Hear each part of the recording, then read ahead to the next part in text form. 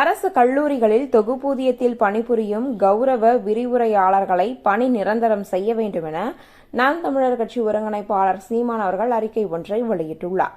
தமிழ்நாட்டில் உள்ள அரசு கலை மற்றும் அறிவியல் கல்லூரிகளில் கடந்த 15 ஆண்டுகளாக தொகுப்பூதியத்தில் பணியாற்றும் கௌரவ விரிவுரையாளர்களை பணி நிரந்தரம் செய்ய திமுக அரசு மறுப்பது வன்மையான கண்டனத்திற்குரியது. தமிழகத்தில் உள்ள 109 கலை மற்றும் அறிவியல் கல்லூரிகளில் காலை நேர வகுப்புகள் மற்றும் மாலை நேர வகுப்புகள் என 2 சுழற்சி முறையிலும் ஏறத்தாழ 4000க்கும் மேற்பட்ட விரிவுரையாளர்கள் தற்காலிக ஒப்பந்த அடிப்படையில் கௌரவ விரிவுரையாளர்களாக பணியாற்றி வருகின்றனர். ஒவ்வொரு ஆண்டும் ஜூன் மாதம் இவர்களுக்கான பணி ஒப்பந்தம் புதுப்பிக்கப்பட்டு மே மாதம் நீங்களாக 11 மாதங்களுக்கு மாதந்தோறும் தொகுப்பு ஊதியமாக 25,000 வழங்கப்பட்டு வருகிறது.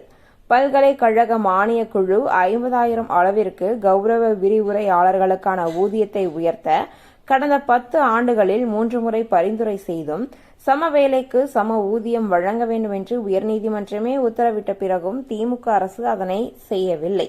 கொரோனா பெருந்தொற்று காலம் உட்பட வகுப்புகள் நடைபெறாத பொழுதும் கல்லூரிகளில் வழமையான மற்ற அனைத்து பணிகளையும் கௌரவ விரிவுரையாளர்கள் தொடர்ந்து மேற்கொண்டே வருகின்றனர்.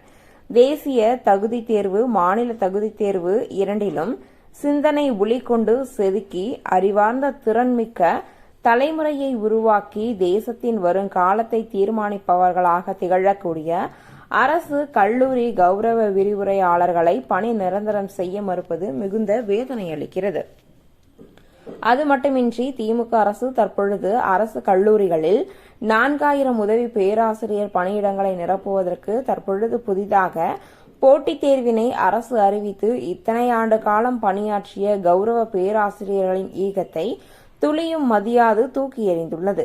பணி நிரந்தரம் என்று வாக்குறுதி அளித்து குறைந்த ஊதியம் கொடுத்து அவர்களின் உழைப்பினை உறிஞ்சிவிட்டு தற்பொழுது நிரந்தர பணிகளுக்கு வேறு ஆட்களை தேர்வு செய்வது என்பது பச்சை துரோகமாகும். இது மக்களால் தேர்ந்தெடுக்கப்பட்ட அரசின் மீதான நம்பகத்தன்மை கேள்விக்குறியாக்கிவிடும்.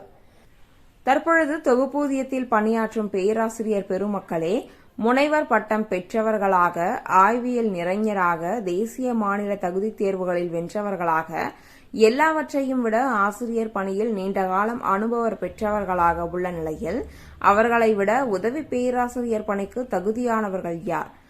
ஆகவே கௌரவ விரிவுரையாளர்களையே பணி நிரந்தரம் செய்ய வேண்டி வலியுறுத்துகிறேன் என்று நாம் தமிழர் கட்சி ஒருங்கிணைப்பாளர் சீமான் அவர்கள் அறிக்கையில் குறிப்பிட்டுள்ளார்.